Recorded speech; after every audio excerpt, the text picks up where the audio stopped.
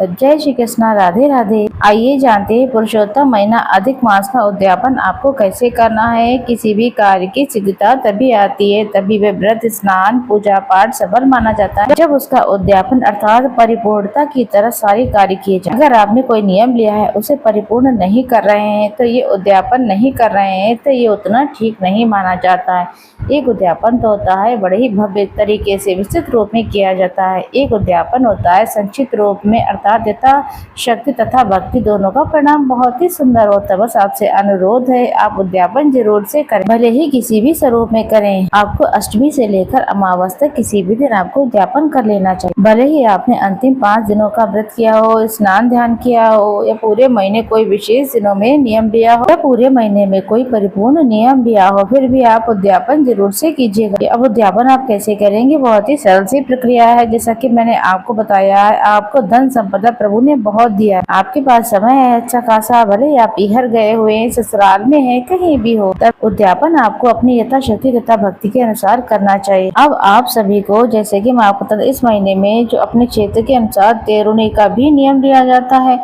जैसा कि अपने भाई भाभी के जो जिम्मेदारियां हैं, जो वजन है, वह कम हो किसी न किसी स्वरूप में, इसके लिए तेरुणी की जाती है। कई लोग हर 13वां महीना होता है उसे तेरुणी के रूप में जाना जाता है। अपने भाई भाभी के घर जो भी महिलाएं होती हैं वो जाती हैं, मिठाई गोला अपने भाई को देती हैं और अपनी भाभी के लिए साड़ी है, चुनरी है, सुहाग की सामग्री देकर, कुछ मिष्ठान इत्यादि देकर के तिलक इत्यादि किया जाता है। तो यह भी नियम बहुत ही विशेष माना जाता है। ये नियम भी आप ले सकते हैं, लेकिन उद्यापन आप हर साल करें। इस साल अगर आपने स्नान ध्यान किया है तो इसी साल इसका उद्यापन कर लीजिएगा। अब उद्यापन में भी अलग अलग नियम लिए जाते हैं।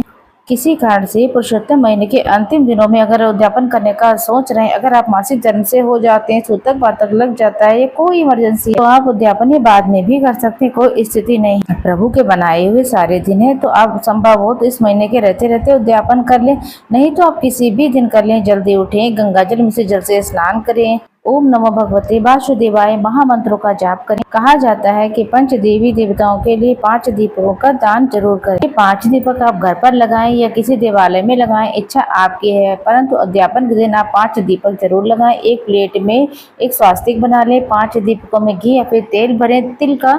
इसके बाद थोड़ा सा काला तिल डालें और कहें कि हे श्री नारायण भगवान, आज मैं पुरुषोत्तम महीने का उद्यापन करने जा रही हूँ।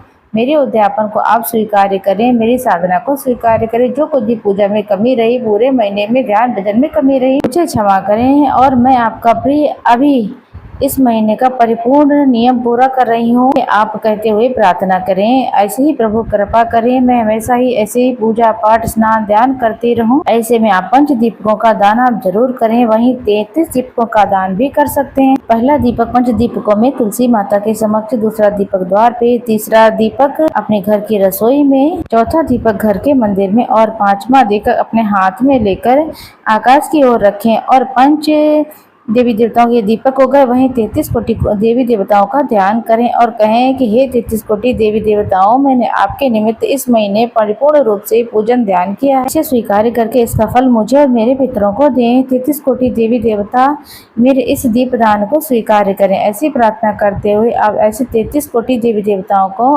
दीपक को जो है आसमान की तरफ दिखा करके वहीं पर छत में कहीं या बालकनी में रख से। तो इस तरीके से ये 5 दीपकों का आप दान करेंगे। जिस दिन आप उद्यापन का दिन है, उस दिन नहाने के पानी में गंगा जल, तुलसी की लकड़ी को जरूर घुमा लें। उसके बाद तुलसी इत्यादि के द्वार पर जल समर्पित करें। उसके बाद अलग अलग, जैसे एक दिन पहले ब्राह्मण को न्योता देकर आए। जैसे कई लोग यहाँ पर 33 जोड़े सुहाग की सामग्री बुला करके भोजन कराते हैं। 33 की महत्वता होती है, तो 33 जोड़ी ब्राह्मणों को भोजन कराते। कई महिलाएं क्या करती कि 13 सुहागिन महिलाओं को भी भोजन कराती हैं, अपने इस व्रत का उद्यापन करते हैं। कई लोग ऐसा करते हैं कि एक जोड़ा ब्राह्मण और ब्राह्मणी को बुला लेते हैं और उनके निमित्त उद्यापन के निमित्त घर पर आमंत्रित करने के बाद खिलाते हैं, पिलाते हैं, जो देते हैं लेते हैं। इच्छा सामर्थ्य आपकी है कि एक जोड़ा बुलाना चाहते हैं कि 33 पंडित पंडिताइन को बुलाना चाहते हैं, उन्हें घर पर बुलाकर भोजन कराएं। उन्हें 5 वस्त्र, बर्तन, सुहाग सामग्री, वही दान की महत्ता इस महीने बहुत है, तो मालपुआ जरूर से बनाएं, मौसमी फल जरूर दीजिएगा। 33 चीजें जो है आप एक ही व्यक्ति को दान कर सकते हैं। 33 की संख्या में जो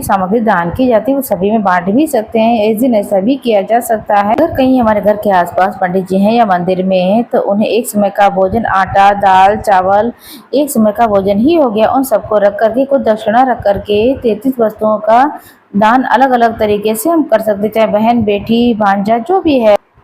तो इस तरीके से भी हम अपने व्रत का या अपने नियमों का उद्यापन कर सकते हैं। चाहे तो घर पर हवन करा सकते हैं, जी हाँ, तो आप अपने घर पर हवन करा सकते हैं, सत्यनारायण व्रत की कथा करा सकते हैं, अपने घर पर रामायण भी बिठा सकते हैं और जैसा आप चाहें वैसा पंडित जी को बुला करके भोजन कराएं, दान दक्षिणा दें। 33 मालपुए का दान करना इस तरीके से आपको कराना है। कन्या भोज भी करा सकते हैं। तो इस तरीके से आपको ये उद्यापन अर्थात पारणा करना है, जिसे जिस भी स्वरूप में आप कहीं कर सकते हैं। कुछ कुछ क्षेत्रीय मान्यता के अनुसार अलग अलग विधान है, परंतु आप इस तरीके से अलग से कुछ कर सकते हैं। इस दिन आपको विशेष रूप से प्रभु का स्नान, ध्यान, भजन करने का प्रयत्न करना चाहिए। फिलहाल इस वीडियो में इतना ही। हम फिर आएंगे नई जानकारी को लेकर।